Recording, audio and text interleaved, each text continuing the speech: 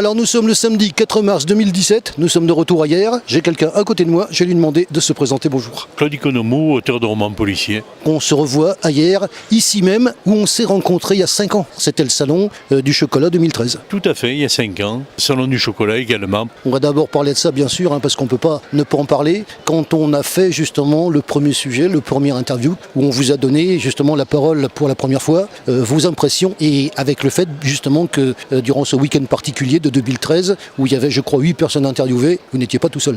Non, on était quand même un certain nombre à ce moment-là. Maintenant, le nombre d'auteurs s'est restreint parce qu'il y a moins de places proposées sur le salon, parce que ce n'est pas un salon littéraire, c'est un salon du chocolat. Donc on va énumérer ce qui s'est passé durant ces 5 ans rapidement, pour arriver bien sûr à ce qui nous intéresse, c'est-à-dire la sortie des nouveaux livres.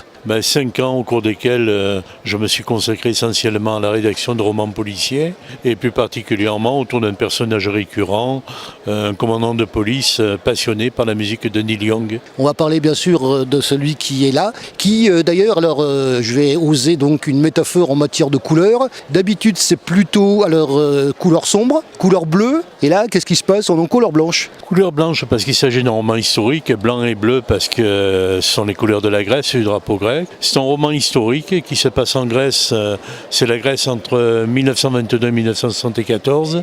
Et c'est un roman en fait qui était en gestation pendant une dizaine d'années, pendant que j'écrivais mes romans policiers. À chaque séjour en Grèce, je travaillais sur de la documentation et je mettais un peu en chantier, j'avançais le travail sur ce livre dont le titre est Stavros, du nom du personnage principal. Alors maintenant que je connais certaines questions, il y en a une qui me vient littéralement à l'esprit par rapport justement à l'épaisseur du livre. Combien de pages? 416 pages. C'est un roman historique assez riche, assez copieux. Il est question de l'histoire d'un pays, le pays de ma famille. Même si je suis né en France, si je vis en France, je suis français. Ce sont mes racines en Méditerranée, mes racines grecques. C'est un livre auquel je tiens beaucoup parce que pour moi, c'est, je le crois, j'en suis même persuadé, jusqu'à présent, le meilleur livre que j'ai écrit. Parce que c'est différent, hein. D'habitude c'est des policiers, là on est sur quelque chose de bien particulier. Pour écrire quelque chose, d'abord on commence quand? À partir de quand on a commencé peut-être à y penser et on a donné le premier coup de stylo? J'ai commencé il y a une dizaine d'années. J'ai cherché parce que j'étais en Grèce, je m'étais un peu intéressé à ce qui s'était passé en Grèce, en Anatolie. Bon, comme sur l'île de ma famille, l'île de Kos, on est à quelques encablures de la côte turque, puisqu'on se trouve dans le golfe de Bodrum, l'ancienne Halikarnasse. Je me suis intéressé au sort de ces Grecs qui avaient dû quitter précipitamment devant les incendies et les massacres, les maisons, le pays qu'ils habitaient pratiquement depuis plus de 2000 ans. Le pitch, si on peut parler de ça, de quoi ça parle, disons? J'ai voulu rendre compte de mon affection pour ce pays, de mon affection pour ces gens, pour cette histoire. Et une histoire qui est mal connue ou qui est connue un peu par bribes.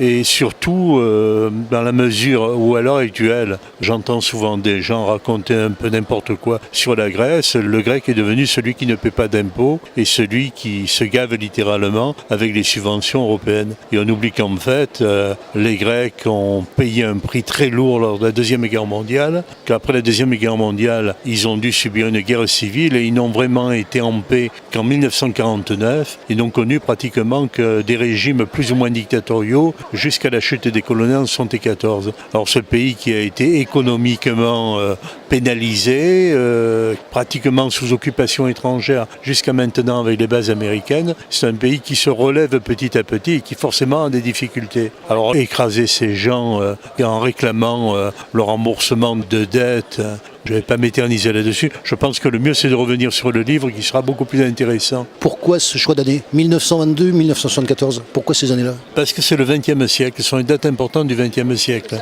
Lorsqu'on étudie l'histoire de la Grèce, on se rend compte que les difficultés que connaît la Grèce, c'est-à-dire les partis politiques, avec des leaders politiques qui s'intéressent plus à leurs intérêts personnels qu'à la défense du pays, eh bien tout cela se répercute encore de nos jours. C'est une sorte de passif qui pénalise la Grèce Grèce, qui pénalise la vie de la Grèce, la vie sociale, la vie économique. Même si de hauts personnages se manifestent et qui ont essayé justement de lutter contre cet ordre des choses, en particulier Venizelos, qui est un peu dans la mouvance de celui qui avait donné le là dans le choix de la défense du pays plus que la défense des intérêts personnels, c'est-à-dire Kapodistria, le premier chef de gouvernement de la Grèce libérée de l'occupation ottomane. Quand on va se lancer dans la lecture de ce livre-là, qui est particulier, qu'est-ce qui va motiver une personne à se plonger dans cette lecture?